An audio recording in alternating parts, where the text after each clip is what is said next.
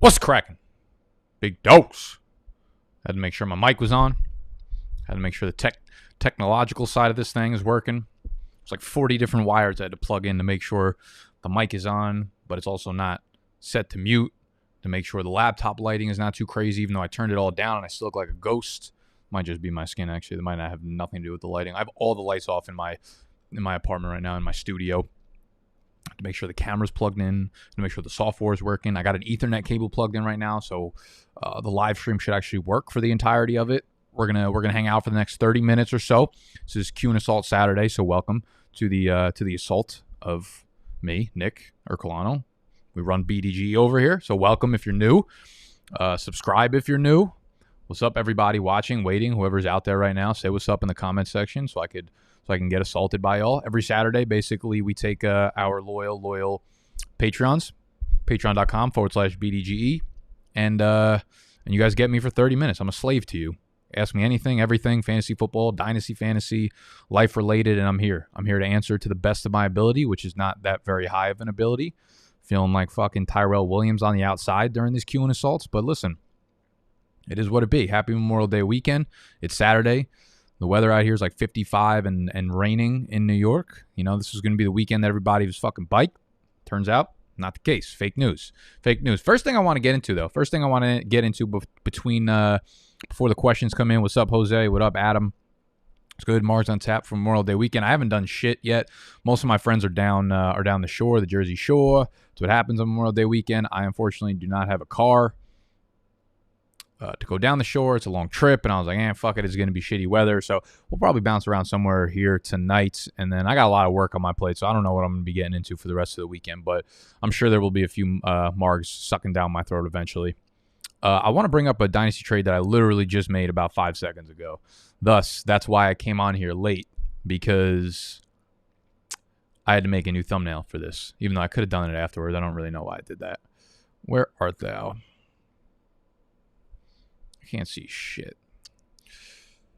Screenshot. Okay, so this is the trade I just made with Sexy Pats. On the surface, you might say, Nick, you took an L. And I would say, fuck you. No, I didn't. We're gonna go through this, okay? And I'm not gonna go all the way in, because I'm gonna have a deep dive on this topic, or a few of the players in this trade that just occurred over the next week or so. Here's what I'll say. Here's the key pieces. Cam Akers and Nick Chubb. It was kind of a swap there, okay? So I gave away Darnold, Nick Chubb, Mike Davis. This is a regular Dynasty League super flex, though, all right? So the Darnold swap was a little bit more valuable than on the surface, though I don't think Darnold is like anything crazy in terms of value in super flex. But it was Sam Darnold, Nick Chubb, Mike Davis, for Cam Akers, Deontay Johnson, and a third next year. We'd gone back and forth on different trade scenarios. He initially had Michael Gallup in for Deontay Johnson. I initially didn't have Sam Darnold in. I think I might have had Cam Newton. So, I don't know. We flip-flopped a few players. But realistically, the gist of the trade was me flipping Cam Akers for Nick Chubb. And the more research I've been doing on Cam Akers over the last few days, the more and more I feel like if there is someone that will come out of, not necessarily the blue, because everyone knows who the fuck Cam Akers is, but if there's going to be a surprise running back one this year for me, overall, I mean, like beating out Christian McCaffrey, Saquon Barkley, it's Cam Akers. When you look at the position that he's in with the Rams offense, you look at the checklist, right? What I like to do is go down the checklist of like flaws in the game, or flaws in the current situation of this upcoming year. And, a running back is very dependent on their quarterback. A running back is very dependent on their offense overall for scoring fantasy points, right? Like, you could be a super talented running back and still not score a lot of fantasy points because of the shitty situation you're in. Here's what we'll look at it, right? There's offensive line, there's quarterback play, there's offensive scoring overall, and then there's a competition in the backfield. Right now, I think it's pretty clear to me that they wanted to use Cam Akers as the workhorse down the stretch. And they got rid of Malcolm Brown, which is huge because Malcolm Brown had a lot of goal line carries last year.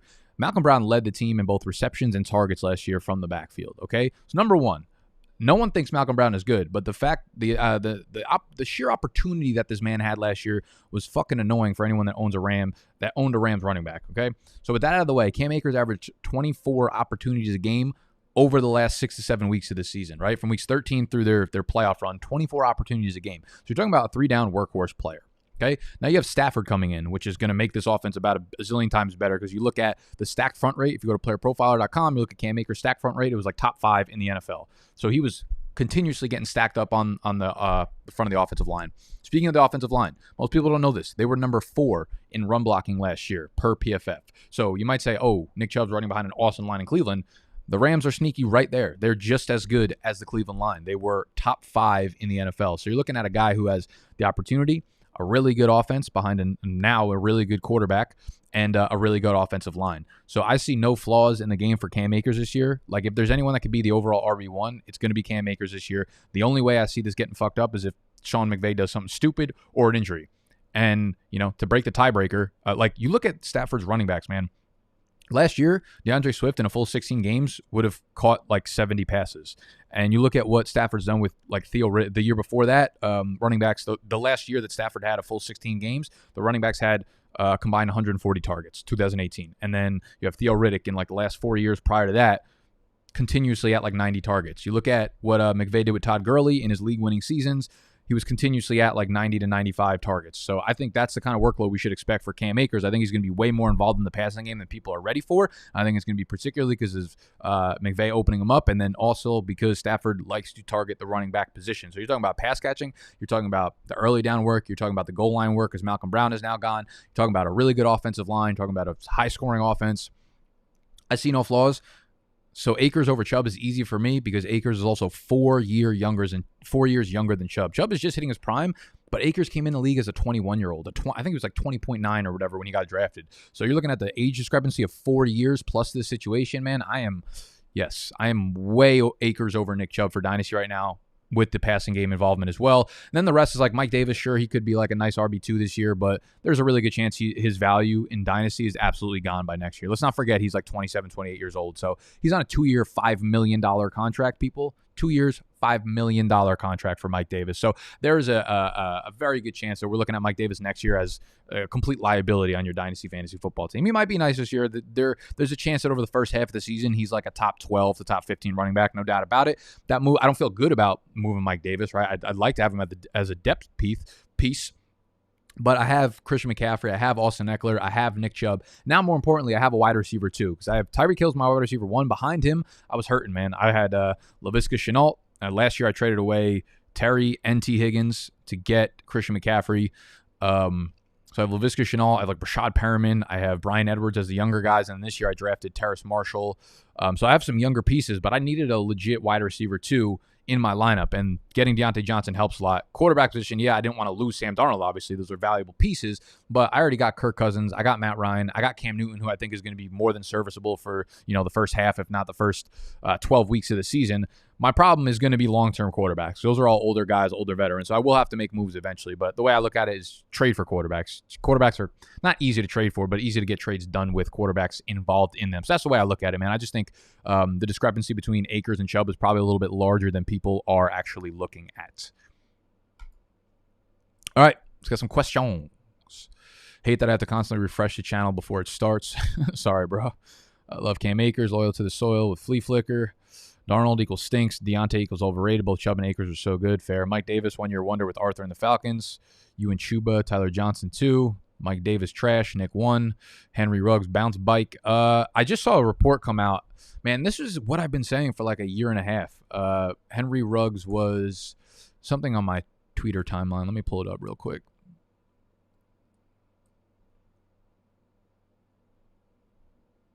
There was an article from like an Oakland or Las Vegas beat reporter talking to Henry Ruggs.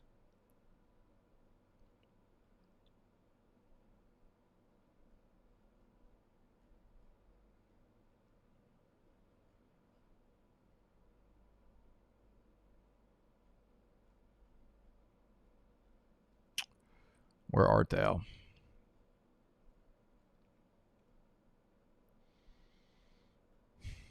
Oh, God. I need to stop following people on Twitter. I can't ever get to something that I want to see. Okay. From Vic Taffer, who's like the main Raiders beat reporter. I think Ruggs may have been a little frustrated at how he was used last year, and the Raiders were frustrated that he couldn't do a lot more than just run straight ahead. This is exactly what my problem was when they drafted him, is that they're going to look at him and want to use him as a deep threat, a Hail Mary threat. Also on the Rams front, like the stack box thing cannot be overlooked with the Akers.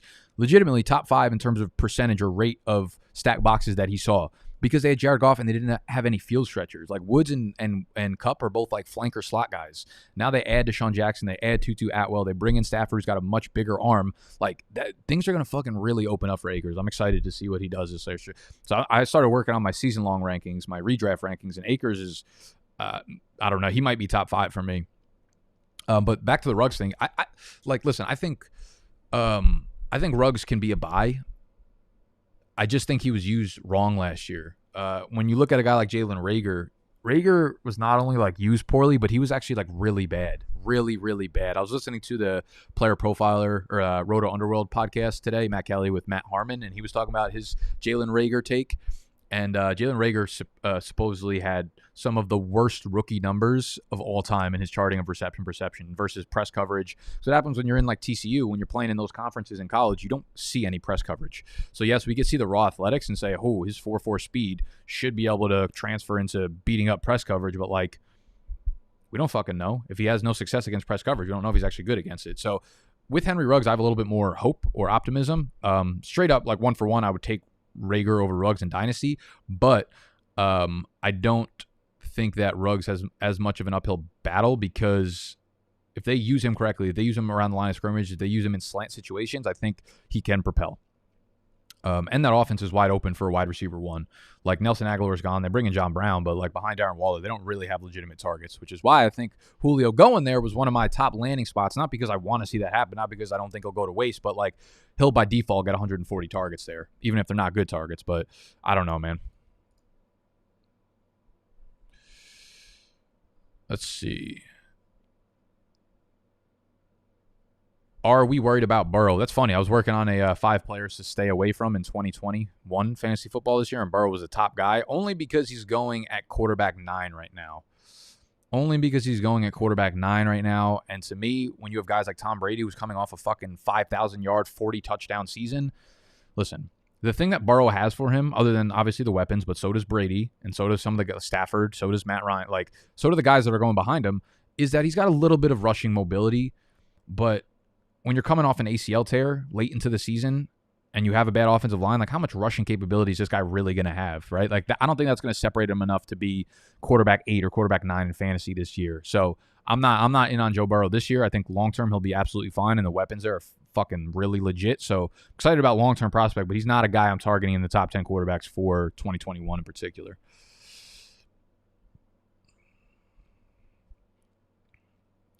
Better landing spot for Julio, Titans, Colts, or Packers? I mean, like,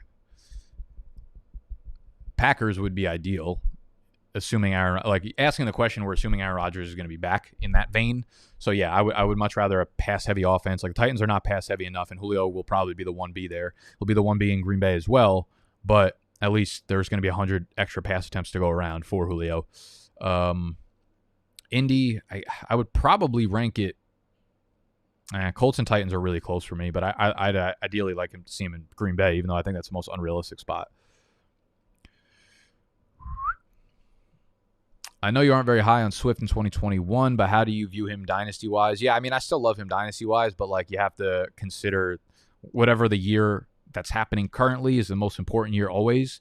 And if I'm not high on his outlook for this year, it moves him down a little bit in the dynasty ranking. So he'll be below like Akers. He'll be below JT, obviously. He'll be below...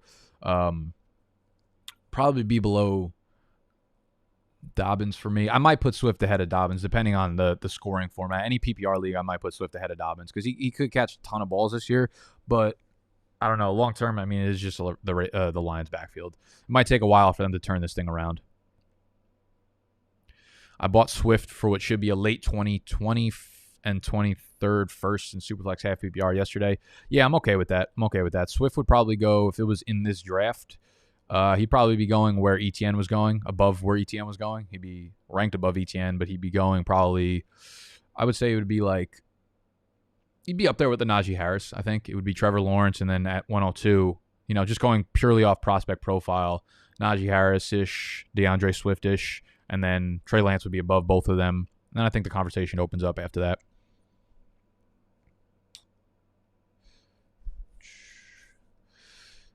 Is there any hope for Chark with T Law, or are there too many mouths to feed in Jacksonville? No, I definitely think there's hope for. I mean, dude, don't forget DJ Chark went over 1,000 yards with fucking Gardner Minshew.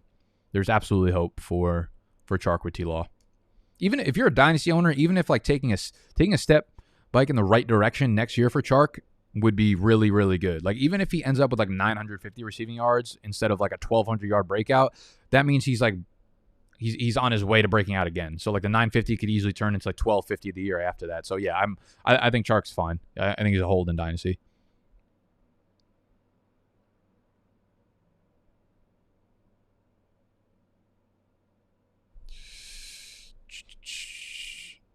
Is Sutton, Julio, Woods a solid enough wide receiver core? Sutton, Julio, Woods, or should I trade one of my 2 firsts for another wide receiver 1? I got Lamar, Stafford, Fields, Eckler, A. Jones, Damian, Andrews. Who's Damian? Andrews and Higbee. Those are like solid wide receivers, but you're lacking a wide receiver 1 realistically. I think all those guys will finish between like wide receiver 13 and 20 or 20, like 20 to 24. So you have a bunch of wide receiver 2s, and that might be enough given the fact that you have a lot of high ceiling players like Lamar, Stafford, Eckler, Jones, very high ceiling. I don't know necessarily you need to go out of your way, but like you could move one of the first for another wide receiver. I'm not like opposed to it. Here's the way. I would be comfortable rolling out that team this year. I don't think it's mandatory for you to look for another player. Are we comfortable drafting Courtland Sutton coming off the ACL? Yeah, where he is in redraft in terms of value, I like him like 6th, 7th, 8th round. Dynasty, I'm definitely bought in at that price because I think by next year he'll be a fucking beast. I think people have forgotten just how good he was 2 years ago. Traded 2022 seconds for Brady with win now team, so I think it was worth it. Rob, if that's in a super flex league, I fucking love that trade. I would make that in a second. I would make that right now. I'm actually going to offer that to whoever has him right now, literally in my league.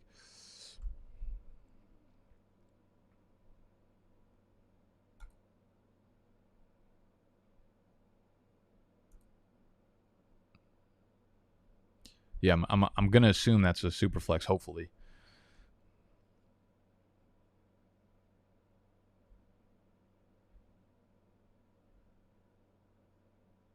Najee, Etienne, or Swift? So I would take Swift over Etienne. The other 2 are so close for me. I feel more secure about Najee's situation. Like even if you're like, oh, Najee's going into a shit offensive line with a weird quarterback, it's like Swift is going into a good offensive line, but also a weird situation. Like this Lions team could be in purgatory for multiple years. So it might be a bad take, but I'd probably take Najee over Swift, even though it's super, super close. Sexy Pats, the man we just traded with. I'm with you on Akers Chubb. From my end, it was worth the slight downgrade at RB for a much-needed quarterback 3 and some extra depth at running back. Yeah, I mean, listen, I don't think it was like a win-or-win trade. I don't think it was like a win-lose trade. It was definitely a fair trade for sure. Definitely hurt to get rid of Darnold because I needed some quarterback youth, and you didn't have a third quarterback. So, like, you obviously got a big dub on that side of the trade. But yeah, and Mike Davis was like another piece too. Like there was nothing about that trade where I felt good giving something up. You know, it wasn't like, oh, I don't care about like a 3rd round pick, or I don't care about like this wide receiver 3. Every piece of that trade hurt. Chark dealt with shin injuries all of last year. Yeah, I mean, like fucking what wide receiver wasn't dealing with some fucking shin, ankle, knee, bone, heart ache? Like fucking whatever. Chark is a poor man's McLaurin, which isn't good because Terry isn't good. Both extremely overrated. Just. I know it's Memorial Day weekend, so I expect those drunk, terrible takes from Yannick. Actually, Scott, Dynasty. You prefer stacked roster for win now or long-term depth play? As I've been playing more Dynasty, I definitely prefer a long-term depth play. The problem is when you do a startup draft, like if you go for win now immediately, it's very hard to have both of them. You know, it's very I would say I'm only in 2 Dynasty leagues right now. I'm about to start up a 3rd one either this week or the next week, and they're in 2 different situations. I have the stacked roster, which is my Go Fade Me team, which I don't even, I mean, it's good, but I don't know if it's like stacked, but it's definitely the most win now team I have. But if you've seen like over the last, like the rookie drafts, I'm just stacking up picks. Next year's draft, I think I have 3 seconds and maybe 3/3 or 3/4 or whatever. So I'm starting to shift more towards trying to have a little bit more young depth. But having a win now team is just fun, man. It's just fun competing year in and year out. Eventually it'll catch up. You know, if you have a couple unlucky breaks, you know, like if, for instance, I just made that trade and then like Cam Akers tears his ACL or something, I don't have depth at running back, and then your team is kind of shot. So it always comes down to luck, but obviously having more depth will kind of coincide with not needing as much luck. So it feels better to have depth, but I feel like a lot of the times the teams that actually end up winning are the ones that are in legitimate win now modes, you know?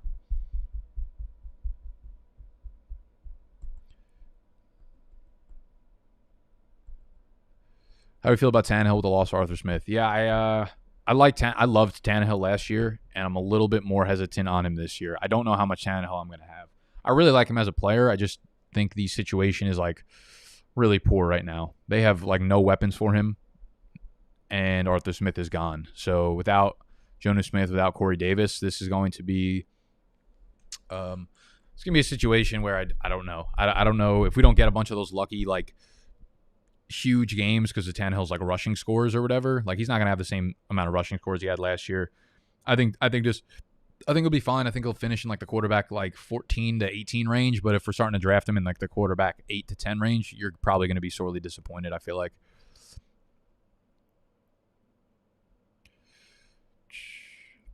In Superflex, 6 point for quarterback touchdowns, top 5 you would take in Dynasty. So it would go Mahomes number 1. It would go probably Josh Allen number 2. I would still go Lamar Jackson number 3. And then we're talking about Kyler, Dak, Herbert. Yeah, I'd probably go Kyler, Dak, Herbert. Man, it's tough between those 3 in that tiers. I'd probably go with Dak if we're doing 6 point passing touchdowns. And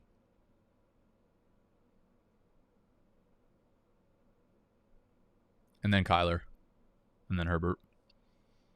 I'm still like, guys, we also have to remember we are 1 year removed from Lamar Jackson leading the NFL in passing touchdowns.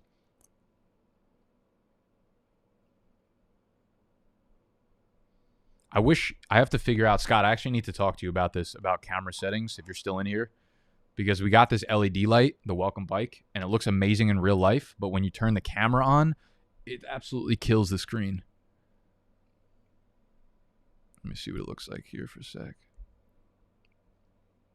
Like, you can't see it. It's too blurred. Even when I put it to the lowest light. Oh, no. Still getting used to this fucking remote.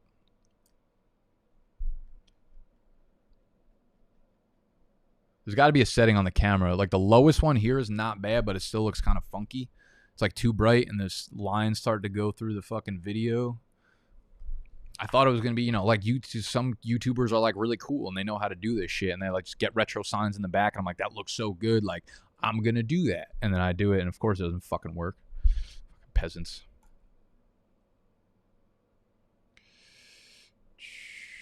What quarterback do you expect to take third year Josh Allen leap? Bro, do not sleep on Daniel Jones. The difference between the Daniel Jones and the Herbert leap or the Josh Allen leap is going to be Daniel Jones is probably going to be really good for fantasy this year. Daniel Jones has really good weapons now. Their offensive line's improving, and he's got the rushing ability.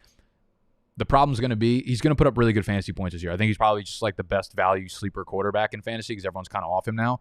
The problem is going to be at the end of the year, we're still going to be saying, I don't know how good he is at quarterback, right? With like Josh Allen, we're like, oh, he improved, awesome fantasy, jump up in year 3, but we're like really confident in him playing the quarterback position. Daniel Jones is going to put up a good fantasy year, and we're still going to be like, is he good at football? Can he throw accurately? You know, that was kind of like Josh Allen actually the last couple of years. But I still feel, I feel better about Daniel Jones in fantasy for redraft this year than I do long-term outlook. If that makes sense. What software are you running it through? We are running it through Ecamm Live. It's the frame rate, I think. Oh, that would be a good suggestion. I'm not even sure what we're on right now. I'm not sure if it's 4K. I'm not sure if it's 30 frames per second. What should I put the frame rate at on the camera? Or is the frame rate through? No, the frame rate wouldn't be through the software, would it? Stream size, I'm at 4K, 2160p. It's in high quality video mode. Stream aspect is 16:9.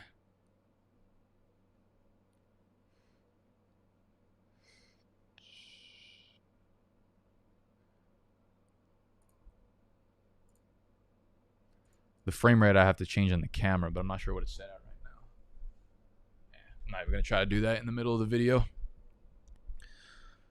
We'll do that afterwards and hopefully figure it out.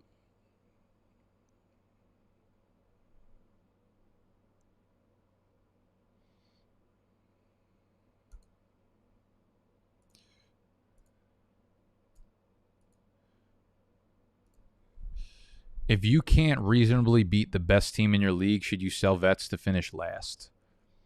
My answer would be no, and I feel like you could look at both of the leagues that I won last year.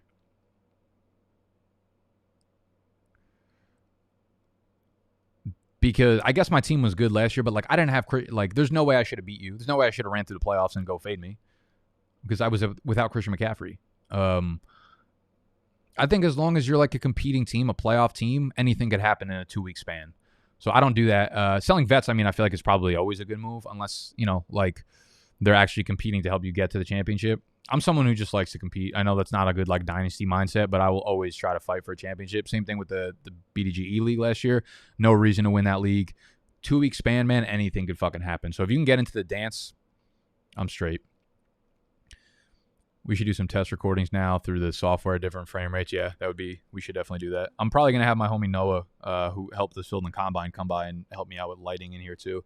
So right now I have 2 big-ass natural lights, like open windows here, but I have to put blackout shades on them. Otherwise, it brightens up the entire thing. So right now, all of my lights in my room are off, despite it looking like it's a little bit lit up. I have all the lights in my room off except for the welcome bike sign, which is kind of unfortunate. Actually, I'm going to put this on.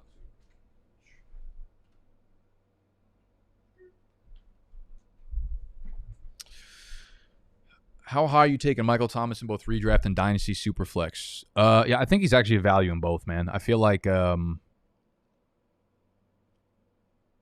red gets a weird glare.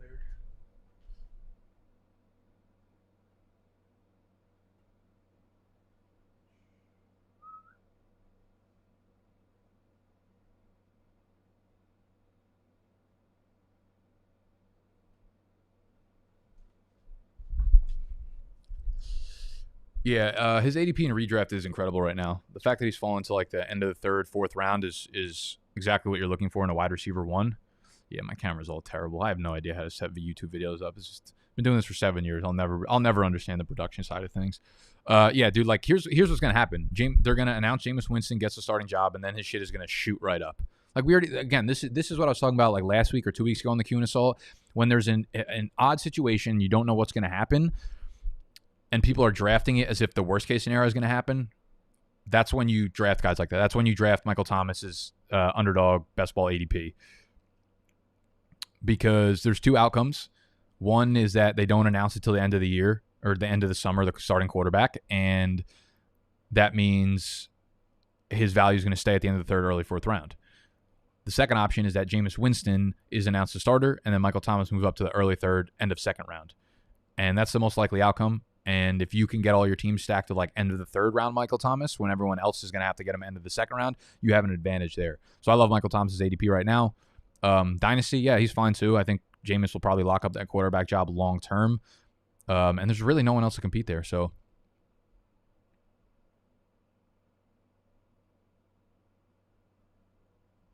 is George ever going to win a playoff game and go fade me? Has he not won a playoff game yet? I feel like he won a playoff game 2 years ago. George's team is just ridiculous. He should. I don't know how he hasn't won a fucking chip yet. That's what I mean, though. The go fade me is like the perfect example. Like, I feel like it should be George and Scott getting the rings, and it's just me and fucking Vatch loading that shit up. Skirt. What's J-Rob's value worth now? Do I sell or hold or pray he gets goal line touches? I I would hold on to him. You're not going to get anything for him.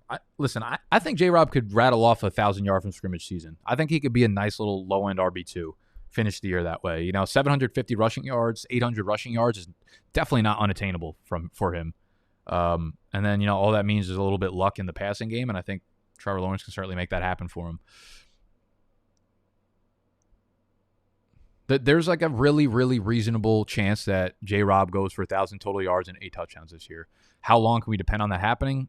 I don't know. But I think he's worth plugging into your lineup as a flex play for now.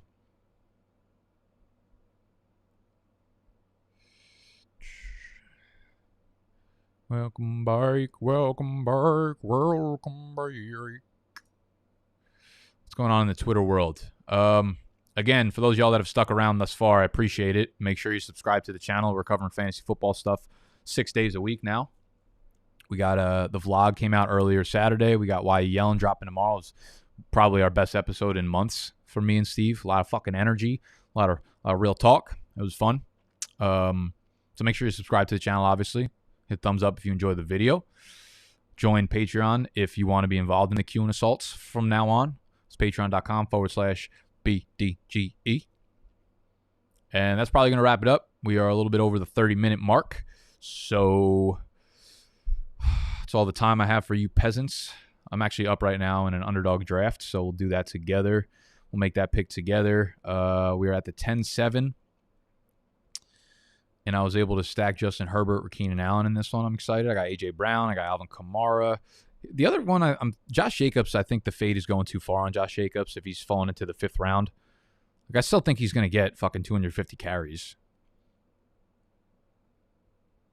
Who else do we like here? What do we got at tight end? I got Kyle Pitts at tight end at pick 78 overall. Like, that's a dub because he's going to shoot up to the 4th round once Julio gets moved. Are you buying ETH on the dip? I am. I just bought about $5,000 worth of it. My money is everywhere. I'm just losing money everywhere. It's ridiculous. I actually bought one of Gary V's tokens, one of his NFTs, which gets you access to the VCon for the next 3 years. So I'm kind of excited about that. Although I didn't coordinate with anybody, so I don't know anyone else who's going to go, which is unfortunate.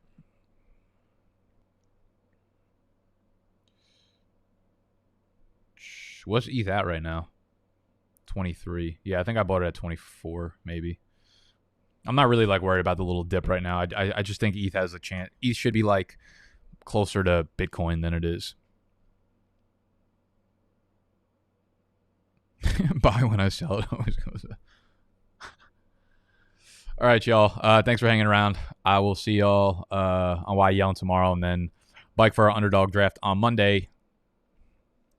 Toodaloo.